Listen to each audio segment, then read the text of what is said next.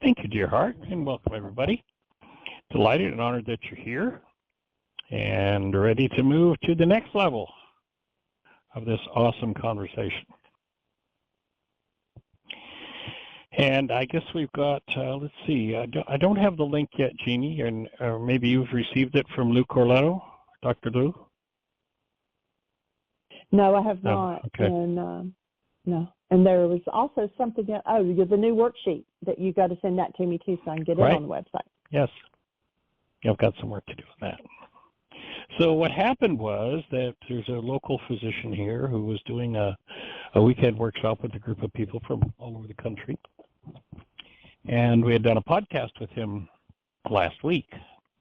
And he was like, well, you know, you're this close, and we've got this group of people coming in. Would you come and present forgiveness? And we only had an hour and a half. We ended up stretching it to 2 hours. But we did a full presentation of an abbreviated worksheet. So we now have a new worksheet. It's our first new worksheet in, gee, I don't even know how many years, several. But what I did is I took the 7-step worksheet and took some of the more complicated concepts out and pared it down. So it's still a 7-step worksheet, but a trimmer 7-step worksheet.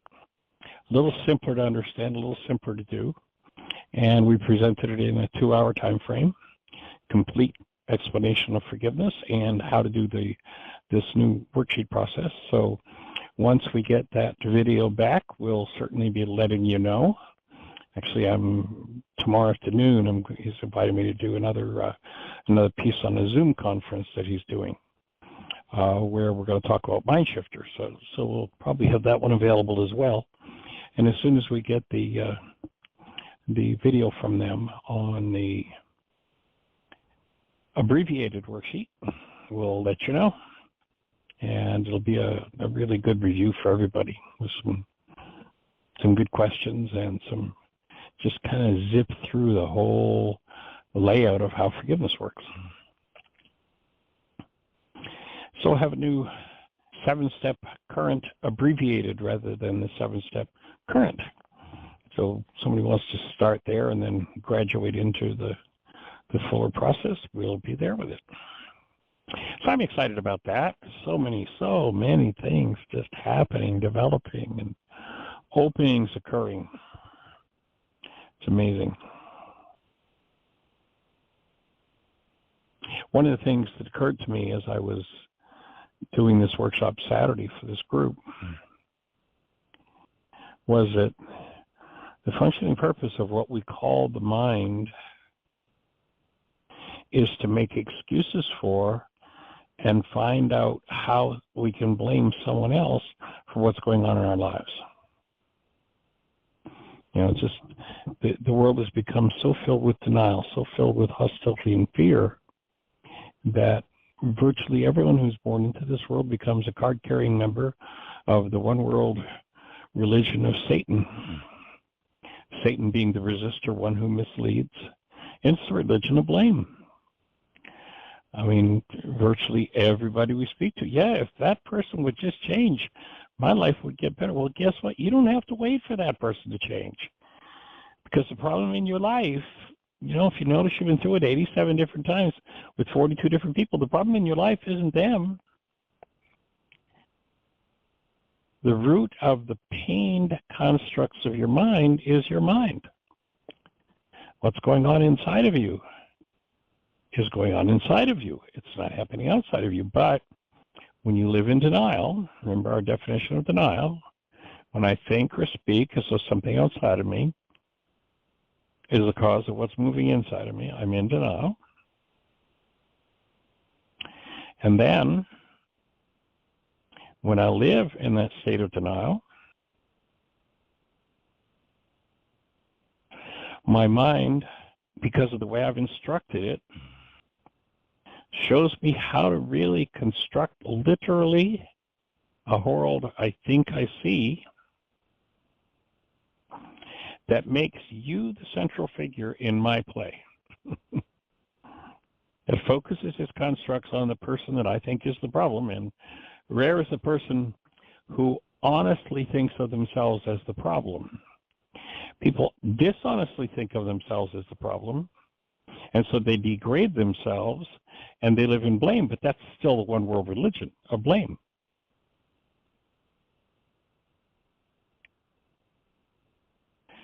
So recognizing that perception is nothing but a construct of the mind. The world you see, that you think you see with your eyes, but you're really seeing through your brain.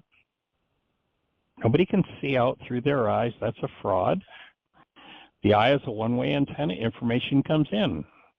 That information that comes in causes data within the mind to resonate, and what's resonating literally produces the thing we call perception.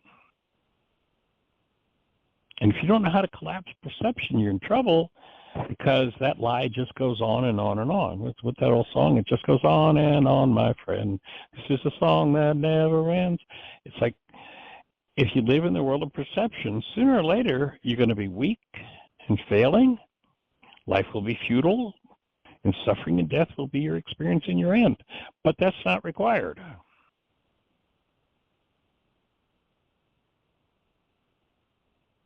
Perception, if we live in denial, especially of making up stories where you can convince yourself that somebody else is to blame for what's happening in your mind and your body. What we're looking to do is to convert every mind, heart, and being on the planet. Now, lest you have a misunderstanding of the word conversion, conversion doesn't mean to force you to come into my church. That's not conversion. Conversion is moving one who lives in an hostility and fear-based mind to a love-based mind.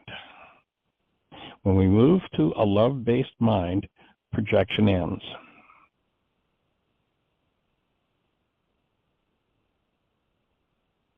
You go back into the ancient scriptures, and in this particular Western culture, and they talk about there was a special mind in us. Unfortunately, this word's been associated with religion, but it's got nothing to do with religion. The mind of Christ.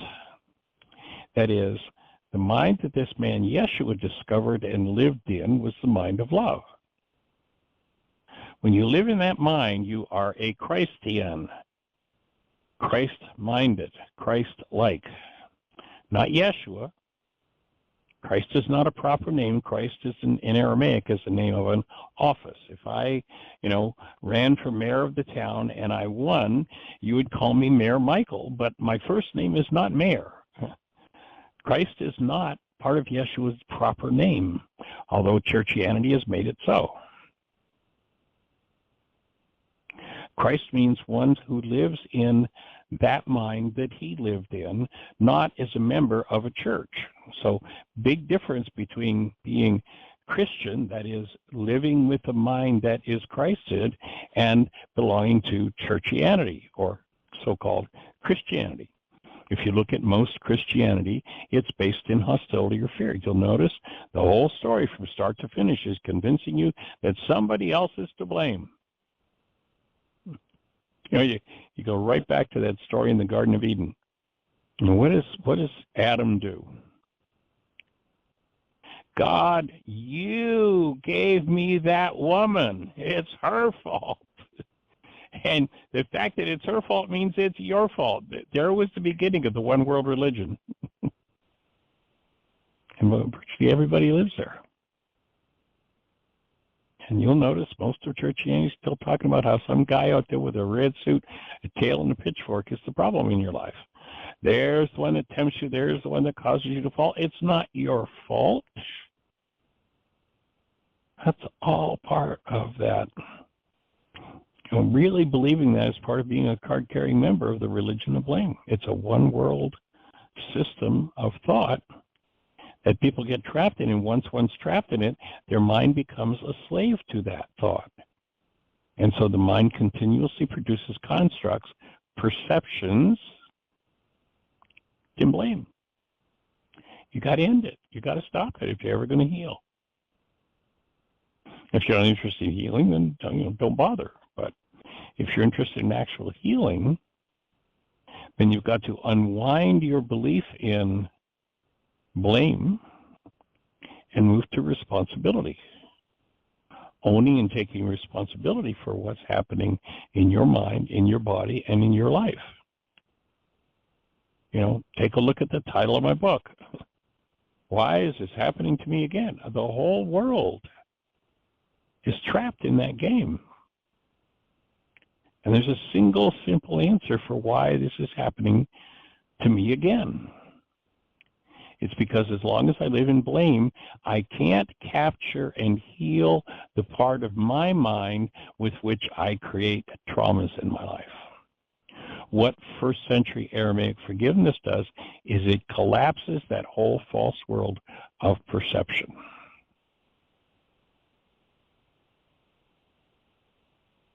The more I work with it, I presented, as I say again this weekend, the forgiveness process to this group, and they were just like, wow. And it just strikes home to me, level after level, experience after experience.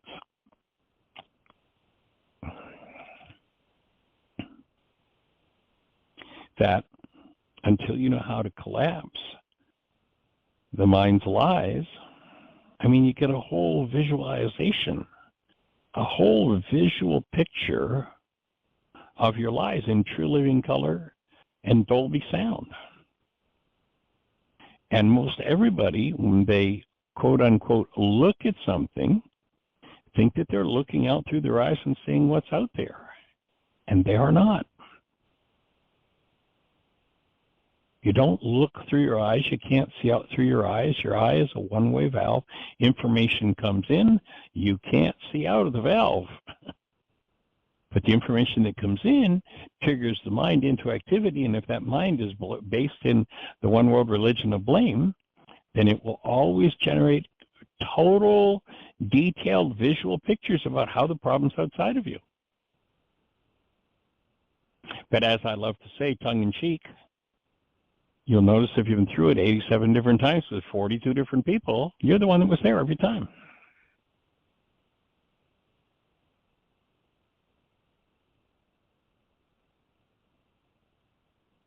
And your mind will keep telling you the lie that it's somebody else. You know, I've said this many times, probably the greatest atrocity done to us as human beings down through the ages is that we've had hidden from us the fact that we are by nature creators. And as creators, what we hold to be true becomes true within our reality structure. If I live in denial, and our definition of denial is when I think or speak as though something outside of me is the cause of something inside of me. When I think or speak as though something outside of me is causing something to move inside of me, then I'm in denial. And to live in that lie, I have to make up a construct that shows me that it's outside of me. But it's not. It's such a huge piece of learning, such a huge piece of work to escape from that religious belief. And oh, so many people are so devoted to that, such devotees to blame. I mean, it gets to the point, you know, if you look in the political realm today, it gets to the point of hilarious when these people who proclaim themselves to be so smart and so powerful and so ready to run the world, and they're the only ones that can figure it out, but every other word out of their mouth when things crash on them is, yeah, but look whose fault it is. It's all your fault. I mean, listen to the stories. It's the government's fault. It's the president's fault. It's the media's fault. It's everybody else. And you listen to the ones who portray themselves as most powerful, and they're the ones who are most devoted to the church of blame. You can't live in blame and heal your life. It just can't be done. So we're here for support in using that tool with which perception is collapsed. And when perception collapses, as the Course in Miracles says, you now have a clean and open space within your mind. And strangely enough, what causes perception to collapse is to look at the goal you hold for whoever or whatever your object of attention is. It took me so many years to understand this. You know, there's that Harvard research. It's the most quoted research in psychological history. It goes back into the 50s, where they showed that in a time frame where there were 10,000 measurable units of electrical activity happening in the brain, the max amount of data that went into conscious awareness was 9 bits. Tiny, tiny, tiny little fragment.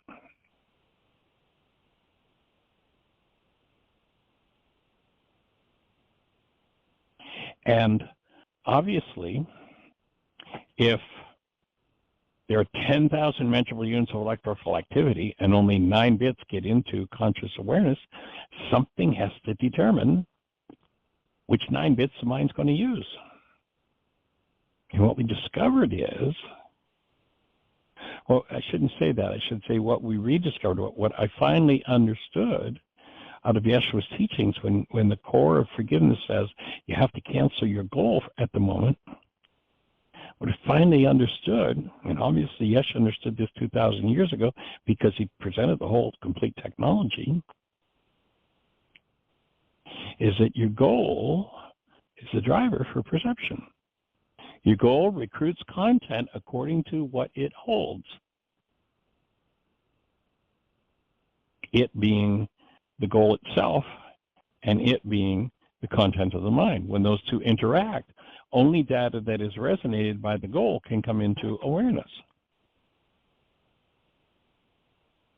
And when you recognize that, then in the arenas where you have absolutely wonderful, wondrous goals, but you're in pain, to heal that pain, to access it directly, you must cancel the goal. And when you cancel the goal, the perceptual mind collapses. I mean, that's such a significant piece of information. And when it collapses in on its own footprint. You know, there are many systems thought out there that help you to push around your understanding. You know, it says, well, you know, can you really prove this is true? No, well, then I can put aside this belief. That's great to put aside a belief.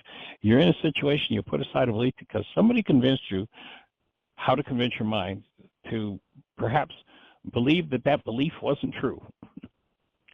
So now I can pretend it wasn't true, and I seem to be alleviated that. But you'll notice, why is this happening to me again? Unless I remove that underlying belief, then my mind's going to slide right back in and give me more of the same. With somebody else, why is this happening to me again?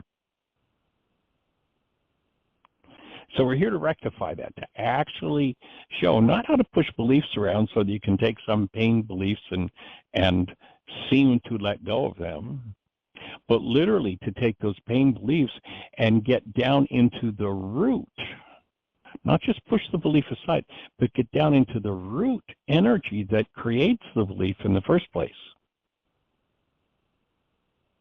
And that's the power of being able to identify the specific precise goal that you hold at any given moment and then cancel that goal so that perception collapses into the root of what that goal is. Now you've got access for the underlying data. And that's how you let it go. When you access the underlying content of the mind, we could take the UN out of that word, the lying content of the mind, and you bring it forward in the presence of active love, it's gone. It's transmuted. You're finished with it. So that's what we're here to recognize. And basically, you know, people talk about divine intervention. And so it's some sort of magical, miraculous thing that, well, it just sort of happens once in a while. No. And when, generally speaking, when people think of divine intervention, they think of a miracle that happens, something that's out of harmony with the quote unquote laws of physics. You know, the creator came in and bent the laws of physics to change an outcome. No, that's not what happened. When a mind of hostility or fear was able to let go of that which was at the root of its hostility or fear, then active present love, divine, could come in and activate the healing process, totally, completely consistent with the laws of physics. To live outside of the presence of love, and living outside of the presence of love, one comes to understand how the universe works, or at least ostensibly. And the universe doesn't work that way. It only works that way, you know, there's always somebody who's going to get me. It only works that way because we've subverted our creatorship and bought into the lie. When the space opens us, and this is what the forgiveness process consistently, persistently does, when the space opens for the true presence of active love, press in and through us, that is the most natural thing in the world, and people call it divine intervention. It's how the system's designed to work. And it doesn't violate any of the laws of the universe. It only violates the quote-unquote laws that we made up. The fake, oh, here's how it works. Oh, you know, I roll along and things are getting good, and then as soon as I get to the top, something happens, and the rug's dragged out from under me, and it fails again. That's a law that an individual has made up, and the universe works according to that so-called law, not because that is a law, not because it's got anything to do with the way the universe works, but because they're creators, and they override the natural function of the system. When I collapse the mind that holds my personal trauma law base for true active personal love to come forward, and my personal trauma law collapses.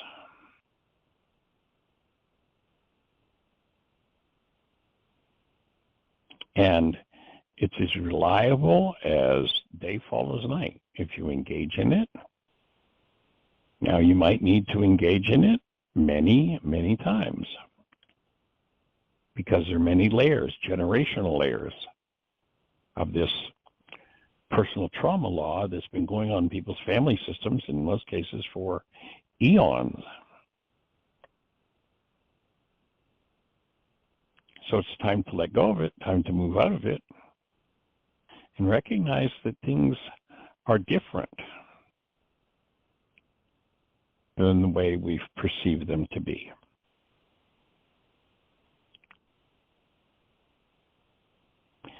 And as I awaken to that,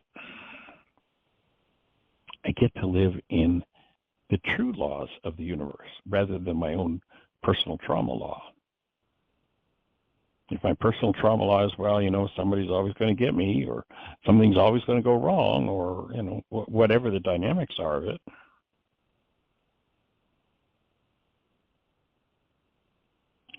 because we were given the power of creatorship, that overrides the laws of the universe.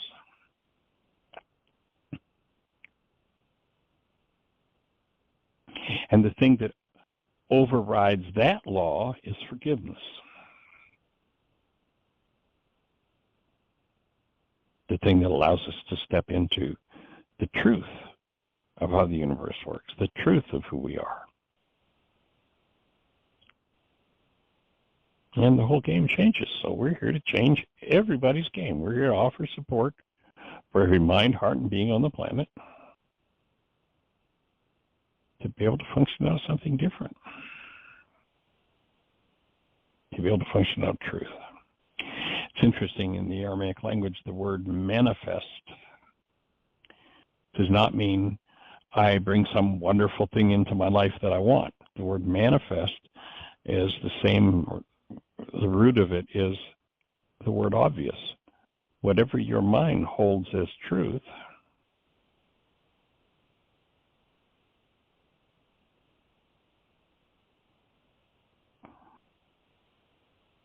and many people want to be creators, but then they deny their creatorship by ignoring the evidence of the creation that they keep swamping themselves with. Oh, there must be somebody out there to blame for the fact this is happening to me again. And they go, I want to be a creator, but every time life shows up, when they asked Yeshua 2,000 years ago, you know what, how do you tell where somebody's at? He said, look at their fruit, look at their results. If your results are showing up and you can't say, that's my creation, then you can't change that creation because you hide it from yourself through denial. Again, that's the one world religion. So that's a shift and a change we're looking to support people with. And so if you're out there in listener land and you have a thought or a question for us, our call-in number, if you're on one of the stations where we cannot see you, is 563-999-3581. If you call that number, you'll be listening to the show live. And then if you push 1, that will raise a hand and we'll be having a conversation.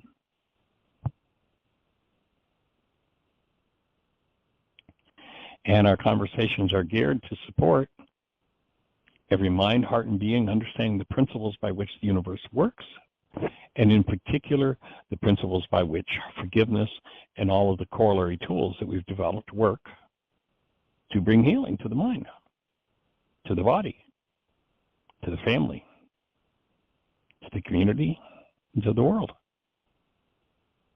So delighted and honored that you're here to have this conversation. And Miss Jeanie, do we have anybody in the phone queue with a hand up or anything happening in the chat room? No, it is all quiet on the home front. Maybe bring everybody up to speed on what Heartland's looking like. Yes. It looks like what we're going to do for this summer is we're going to do a workshop with a group of people who are members of the Steiner organization. And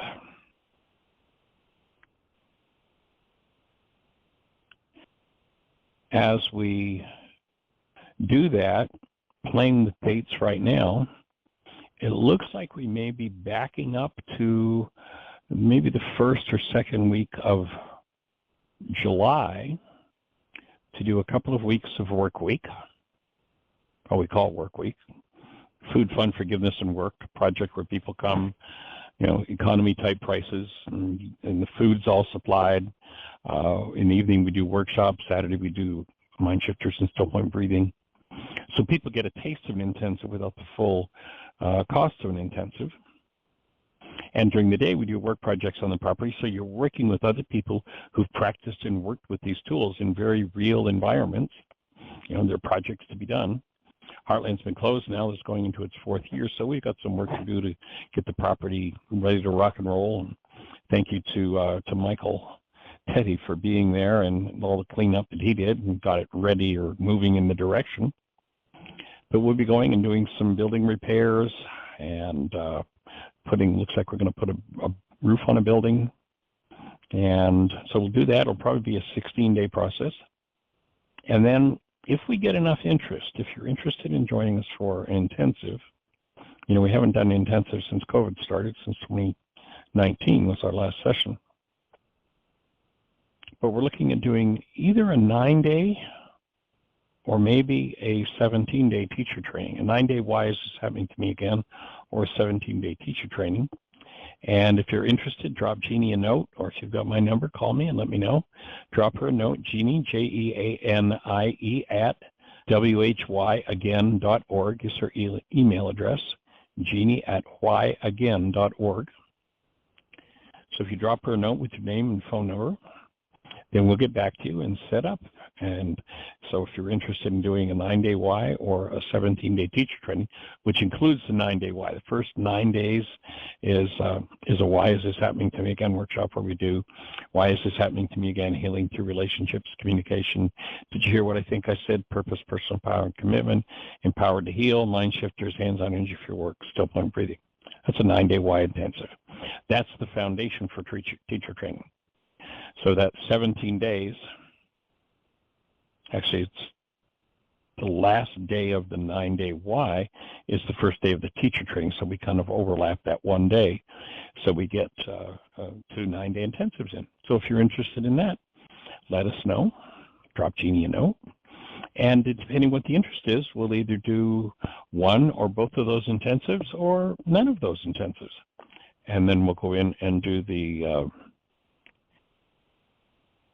next, or we'll then have the group arrive that wants to do the Steiner School, the Waldorf School education piece. So that's kind of what that's looking like. And or if we had enough interest in some other residential intensives, we'd be willing to entertain that as well. So I'm looking forward to getting Heartland opened, and I think what we're going to be doing is requesting that everybody test for COVID before they come, because it's still floating around in the culture. And then we're going to make part of the workshop that you'll get a vial of a nose spray that is done by Dr. John Laurent, who has a company called Mitozen in Florida. And basically it's a sterilizer for the nose. It just cleans everything. And so we'll ask people to have that. It'll be yours to keep. And, you know, if you go into town or what have you, like Jeanie and I use it when we go out somewhere, you know, whenever we finish interacting with a group of people, there's a potential for it. We just do a little spray and keeps us rocking. So that's the plan. And if you're going to play, then please let us know sooner rather than later, so we've got time to plan it out. If you're thinking about it, let us know you're thinking about it, whether you're ready to commit or not, but it gives us an idea of what we might be able to do. So beyond that, we're just going to keep working on the next project to bring it to the world. And who are we going to talk to? Okay, this is 828, and you are on the air. I believe this is one of our participants from this weekend with Dr. Lou. 828, welcome. Thank you. Hey, give us a name. Where are you calling from? My name is Patrick. I'm calling from Fairview, North Carolina. Ah, welcome. So were you at Dr. Lou's this weekend? Yes, I was. Oh, cool. How did that impact you? Oh, my goodness. You rocked, as always, another rocking, but just expanding the horizon, expanding the mind, really. It's not interesting. really how much forgiveness is all tied together with everything. It's just all tied together and just kind of mind blown, really. Well, it's interesting you use that word expansion. In the Aramaic language, the concept of the kingdom of heaven is actually rooted in the word expansion. It's moving out of our small perceptual mind states and the self that thinks out of that what it sees as itself and perceives of itself is true, to expand beyond that, to collapse that and expand it. So you're right on track with that one. So what struck you the most, and what's on your mind for today? Well, I love the forgiveness worksheets. That just, again, it opened me up to new possibilities. I don't have to carry that. I choose not to carry that anymore. One question for those was, if you are adopted, would you be carrying twice as much interference? Meaning the interference from your biological parents and then also the interference from the adopted? Well, the natural parents have placed into the egg at the moment of conception all of the dynamics of their generational patterns. Then, moving into an adoptive home, there would tend to be, if that home wasn't fully based in active love, there would tend to be the power person dynamics of that family, which would then become part of the epigenetic structure and tend to activate genes from the original family system into activity. And yeah, that would all have to be worked out. Okay. Yeah, because it is going to tend to get a little more complicated. Right. Right. So you get even bigger opportunities to heal. How cool is that? Right. That's awesome. It's like, that's awesome. It is. So thank you for taking the time to share that knowledge with us this weekend. Much appreciated. Honored and delighted. Any other refinement points that we can help you with while we're here on the phone? No, sir. I believe we've got it covered. Cool. Awesome. Well, anytime there's a question, please pick up the phone, call us, and let us know, and or let us know what insight comes when you did your worksheet on Saturday in Dr. Lou's workshop. Was there any particular breakthrough that happened for you? Well, like that you might share? Yes. Well, like I said, I started working on one. Was my fear and rejection, and then I figured it was just going to go away, and then anger came up. So now I am delaying doing my worksheet on anger. But yes, so well, that's awesome. You peel one layer and another layer reveals itself. So exactly. And the thing to get, and I don't think we talked about this Saturday, is that people think of anger as an emotion. Anger's not an emotion, it's a drug. It's an anesthetic. So under the anger, there's always pain. So when you start forgiving us through that anger and you let go of that drug, it's like the alcoholic who, spends 25 years in a stupor and then decides to stop drinking and all of a sudden becomes aware of all the dynamics of the last 25 years that they have to deal with. And it can get pretty intense. So be aware of that as you gently open and uncover those things. Underneath that anger is always pain, and there will be probably many layers of worksheets to do to clear out all of that pain. Get rid of the anesthetic, and then you get to feel. And when you get rid of the anesthetic and you get to feel, it's not Dr. Feelgood, because what we've been anesthetizing against is, of course, is stuff that doesn't feel so good. So just be patient with yourself, and piece by piece, strength to strength, things open. Beautiful. Yeah, because that was the one thing. Like I said, I figured, I assumed, and that was the first problem. But I thought that once I did the worksheet, I will have this epiphany, this great ease of emotions, and I just felt more. It's like, oh goodness, here we go. I think I did it wrong. No, you did it perfectly, and that's the epiphany. That's the epiphany is, I have more work to do. Here I thought it was just this one little thing. Well, there's nobody that's got one little thing. When you start recognizing that stored in our genes is every generation and the dynamics of every generation in our bloodline, there's no such thing as one little thing. So that's a big epiphany to go, I have more to do. Not always the one you were looking for necessarily, but it's a big one. Yes. Cool. Yes. Thank you. So again, thank you, Ms. Jeanie. I appreciate both of y'all. So thank you much. All right. Thanks for the input. Blessings. Have a great day. I love it. You too. I love it. And you I have love another hand?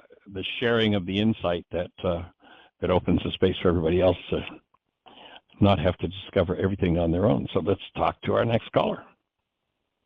I believe this is Patrick McGann, 727. You're on the air. Can you hear Dr. me? McGann. Hey, you're loud and clear, Dr. McGann. How are you? Good. I'm good. I had a subject, but it's lost right now. The other subject came up was genes. So it's my understanding from the work 4 years ago at your place that we watched films or anything that genes change for does the people prior, whatever, or 2 generations back go through a drought, therefore genes change. So they change and they adapt, and then Bruce Lipton saying, you can change them now through your mental processes. So I would think first, well, skipping that for a second, off to the side, in case people would tend to believe in being a spirit that comes back to other lifetimes and other bodies. I would think, I always thought that if I did, that why do I look different from my brothers? Why am I so different? Well, I formatted myself over many times, and I picked two parents who had different genes. But then why is one brother this way? So it's like, I think that you choose your genes up front if the theory of getting back in a new body is correct. But that's just another one for certain people. But I do believe you can change it. Well, it's interesting, Patrick. Okay, go ahead. On that topic, there's a lot of new research going on, and one of the things, we used to think, we started to understand back around 1700, there was a guy who was a cloth merchant. I forget his name. He was a cloth merchant, and he developed a set of lenses to be able to look at the fine threads in a cloth as part of his selling process. And he invented the first microscope. And wow. he was asked to by, he was a merchant, but he had this brilliant mind for research, and he was asked to use his microscope to investigate sperm. And I mean, it was just recently read the story of that, and he was so embarrassed. It was so like he sent his research into whatever the Royal Institute of Knowledge was, whatever country he was in. I don't recall offhand, but he sent it in with, and it would be perfectly okay with me, because this is such an untouchable subject, that maybe you should just bury this research and forget it, because he was embarrassed about learning about sperm. But we've had this belief. It took almost 200 years to get past his embarrassment before new levels of understanding and research happened. But, we've all been told that, well, the sperm swim toward the egg, and the first one that gets there gets to penetrate the egg, and now you've got this body beginning to be created. But what they're understanding now is that the egg may reject many sperm before it opens to one particular sperm, and each particular sperm carries a particular aspect of the genes of the father. And the egg is waiting for the right, it would appear at least, that the egg is waiting for the right sperm to open and allow it in. First guy that gets there swimming doesn't get into the egg necessarily. It's the one that, and who knows what chooses all those resonances to open to that particular one. But it's interesting how that all unfolds. And then, of course, this epigenetics, the fact that with our minds we can write a program to either turn genes on or turn genes off. The research is now showing that the belief in the primacy of the DNA, that's what they used to call it, primacy of the DNA, and number one is your DNA. No, that's a lie. That's just not true. It's the selective process from our thinking and our environment that they've titled epigenetics that turns the gene on or off. So, if one has a gene, let's say for heart disease, and they happen to eat the SAD diet, the standard American diet, with all the junk fats and all the crap foods and nutrition-free foods, then that becomes part of that person's epigenetics and will activate the genes for heart disease and end up with heart disease. On the other hand, the gene can't activate itself. Something in the environment has to activate it, is what they're proving. And so the person who says, I have 3 generations of heart disease in my family, so what I'm going to do is I'm going to do the things that mute that gene. I'm going to think with love in my heart. I'm going to eat actual food. I might even have a garden and grow real food without chemicals and pesticides and garbage in it, and then eat it whole rather than having it refined and having all the nutrition taken out of it and the leftover crap fed to me. And that person doesn't activate the gene for heart disease or cancer or, whatever it is. We've got a whole lot of choice on that whole process.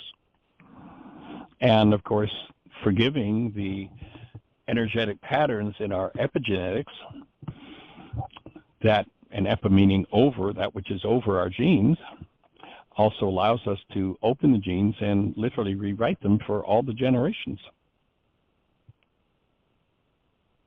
So pretty profound, pretty powerful. That everything that I've been studying from 3 different doctorate studies is that it's the mind energy, as you put it. Yeah, that does it all, and that all that's the genes key. can be changed through mind energy. Yeah, that's the epigenetics, the environment. Our thinking is the environment. Little sperms and little eggs are little beings that have a lot of mind energy. So through resonant frequencies, they kind of talk to each other, electromagnetic pulses. So anyway, exactly. Just kidding around. I came in just a little late on your thing about Dr. John Moran's nose spray, but the first thing I thought of coming late was, oh, can't you use this prophylactic? Why would you use it after the fact? So if you sprayed it in and you went out in public, and right now there is, I forgot to tell you this today, I'll tell you now, there was a thing 3 days ago by WEON, which is an international broadcast, saying that we had 2 Omicrons that were mixed together and now created a deadly, and not a nice little gentle Omicron, but a deadly one. New level of COVID, yeah. Yeah, of COVID. Georgia, big time, Texas, and about 5 other states, I don't remember what, but then 25 other countries. And so I started prepping. I found that I like the surgical masks fit better than the N95. And then I thought, okay, I got this ready. And I'll go shopping early in the morning if it starts sitting around here. But the nose spray, I would think if you can put in your nose and you could be filtering, killing things on the way in, if that's what it does. I don't really know what it does. Tell me about it again. Yeah. And can it be prophylactic? Basically, yeah, it's prophylactic, and yes, we use it, when we go out, and then every time we come out of a facility, we go into the grocery store and we'll use it when we come back out with a group of people. Oh, well, I mean, why don't you use it before you go in? Because you're in there breathing. I'm saying we use it on both ends. Oh, yes. Both ends. You double check. Yeah. Okay, now yeah. I got it. Thank you. All right, I'll do that. So, should I contact him or you for a spray? I'll get you a link. We get I forget whether it's a 10% or a 20% discount. So I'll get you a link. We'll talk about that. Great. And that's about all my questions or ideas for right now. I had something to do with, I'll just go ahead and say it. I was listening to the worksheet thing and the fellow that had the heavy-duty things that you sent me, and in there, some of the presentation was just phenomenal. And I thought about this, and then there's a whole lot of watered down. So I thought about what's happening today in the modern world, that my marketing lady, she's not a PhD, but she's a graduate in that, and she's fast, and she has all these things. She said short films. So I'm thinking for my work, I'm putting together 1 to 3 minute film on exactly the point and not any watered down. I can have a long one, but there were certain things that were in that talk that you were giving that I thought were just phenomenally important and could be in 3 minutes, and then put those together.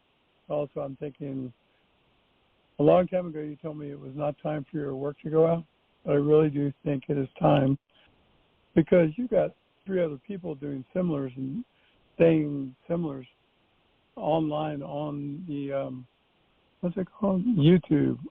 On YouTube, there's just, why not? I mean, that's just a thought for now. Yeah. Things are moving on a new level and moving more globally. So yeah, we're rocking it. It's time. We're on it. Okay, great. Yay. All right. So I'd much rather help you than the other company. Get your work out there. Yeah. Every mind, heart, and being on the planet is the plan. Making available at least. What's the dates on your again on the retreat work And then At this point, it's looking like probably somewhere around January 6th to 10th, or pardon me, July 6th to 10th for a starting point, and then through into August, the folks from the Steiner School, Waldorf Education, are looking at the 6th of August for their 10-day retreat.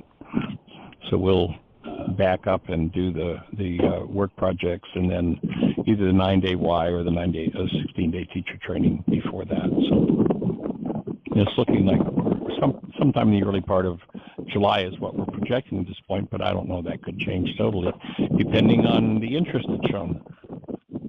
Who wants to come and play?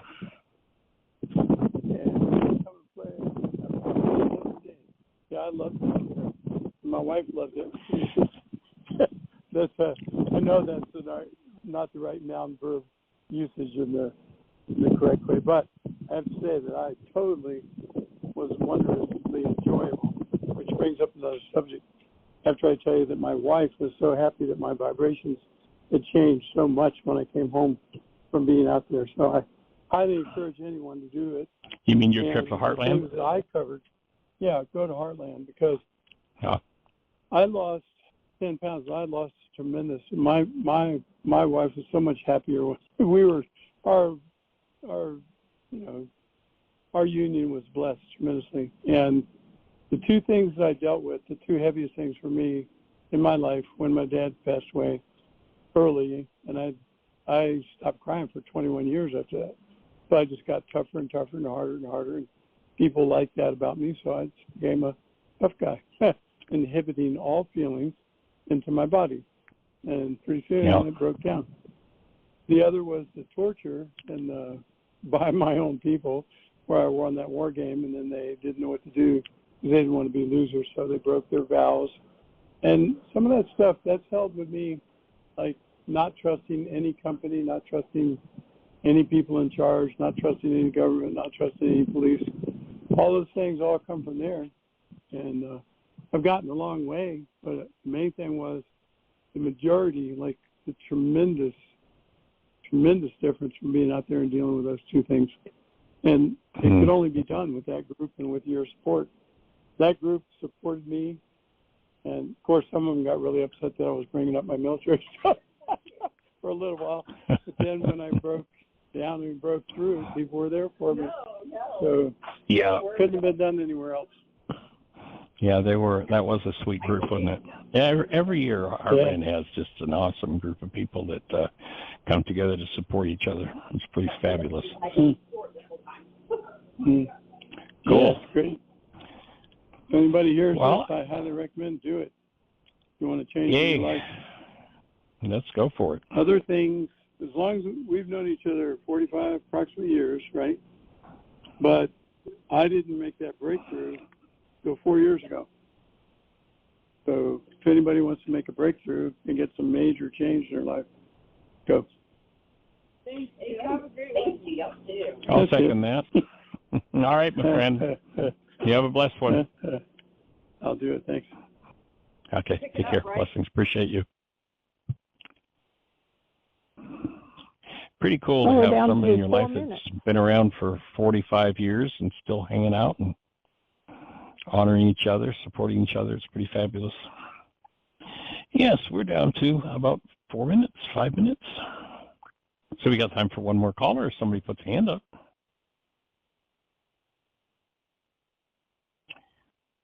And that's what I'd like to do, is have another caller to talk to. But if not, I'm complete. And if nobody else is putting a hand up, maybe we'll just call the show complete. We have Miss Aria Rain here, so we're going to have a fun afternoon with her. And I'm ready to go hug the young girl. I haven't seen her yet since she got here.